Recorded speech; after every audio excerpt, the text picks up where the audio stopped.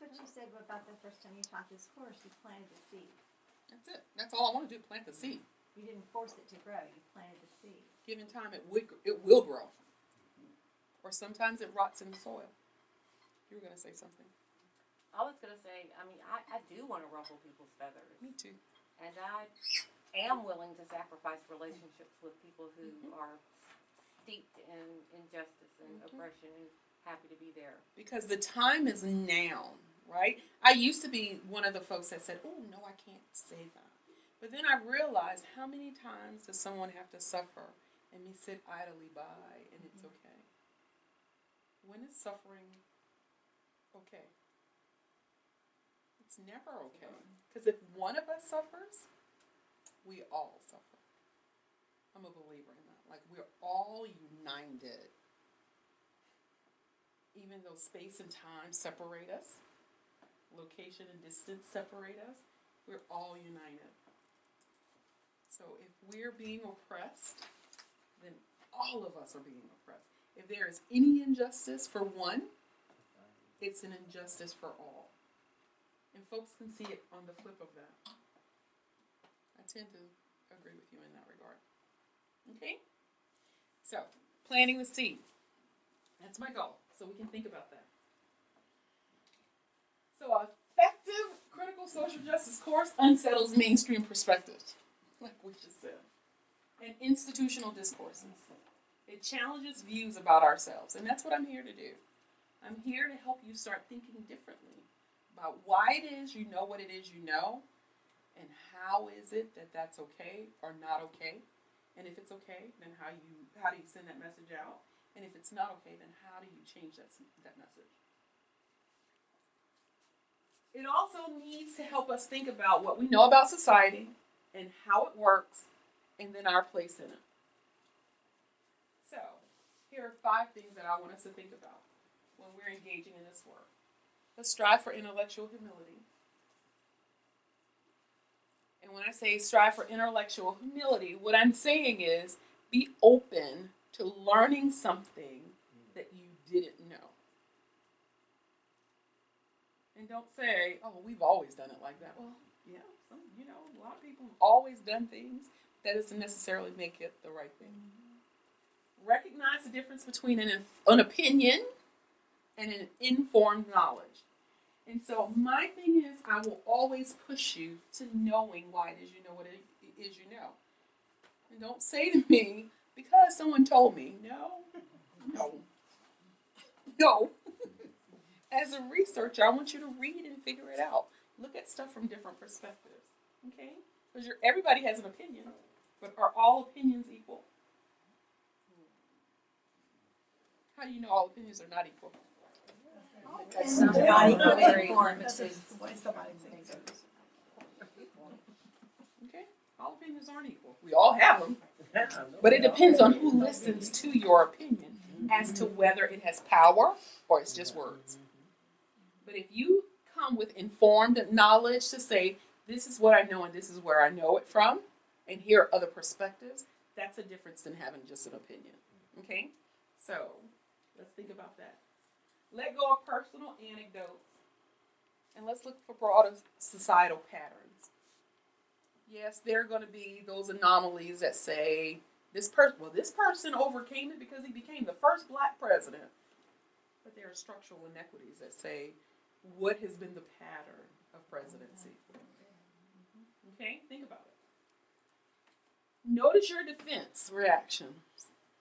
So Ms. Chu and I had this conversation yesterday because I taught this class with my undergrads in there. And Ms. Chu came to me and she said, I didn't agree with something you said. And I said, tell me about it. And she told me. I love Ms. Chu. And so then this is where we were. She said, it sparked something in me. And I said, you're doing exactly what I want my students to do. When you have a response to something, think about why is it a response? And then allow that response to be an entryway into learning from a different perspective. And here's what I said, and this is the response she had.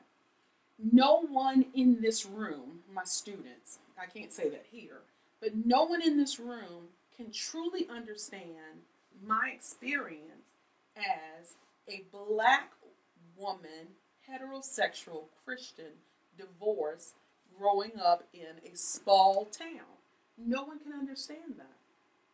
Because no one has lived my life. And so Ms. Chu said, but yes, we can understand that.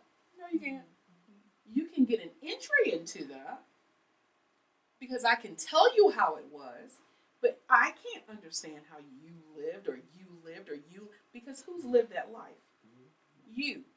But we can look at broad patterns across to understand that as a societal situation. But my individual reality, no one can tell me. My mama can't even tell me. My girls can't tell me. My brother, who grew up in the same house as I did, he can't tell me. Because when he came along, things were different. Okay? So we talked about that. So when there's something, when I say something and there's a defense, like, oh, an alarm went up, use that as an entryway to gain deeper knowledge. And then don't just look at it as individual knowledge, but let's look at it as knowledge for a societal pattern. Okay?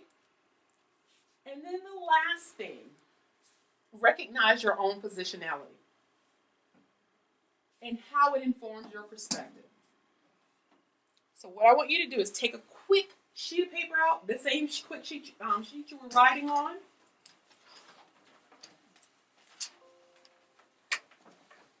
And in the middle of it, I want you to write me.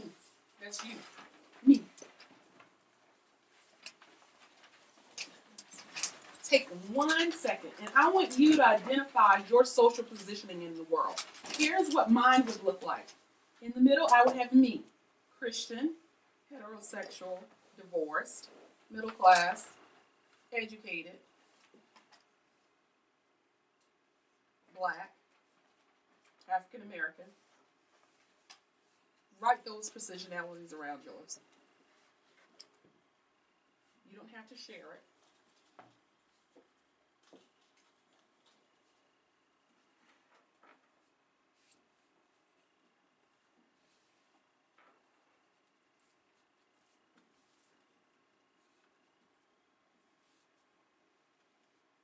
And don't lose this because we're going to come back to this, okay?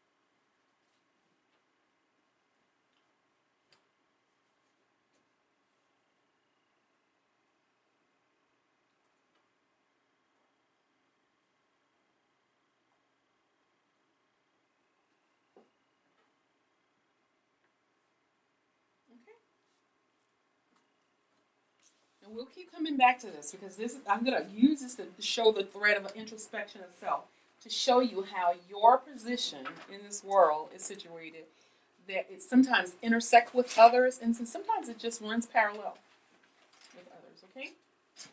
All right. So keep that. What do you see?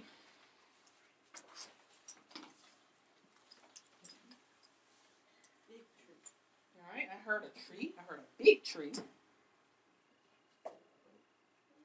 An oak tree. Clouds. Blue skies.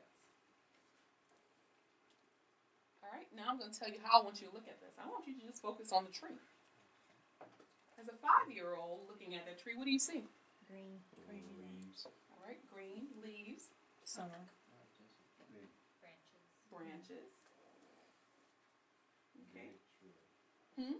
Big tree. Big tree. All right. As a lumberjack, what do you see?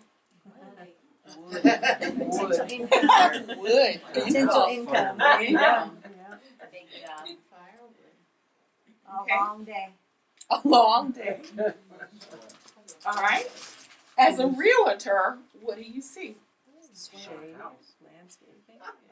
shade, landscaping. Okay, established. Do you see that you could look at that, and if you were someone else, you would see something different? So what does that say? The perspective through which you see things doesn't make this any less of a tree than it originally was, but it makes it have different meaning for how you're looking at it. Okay? So now I'm going to bring this to how this resonates with education. You have a kid in your class.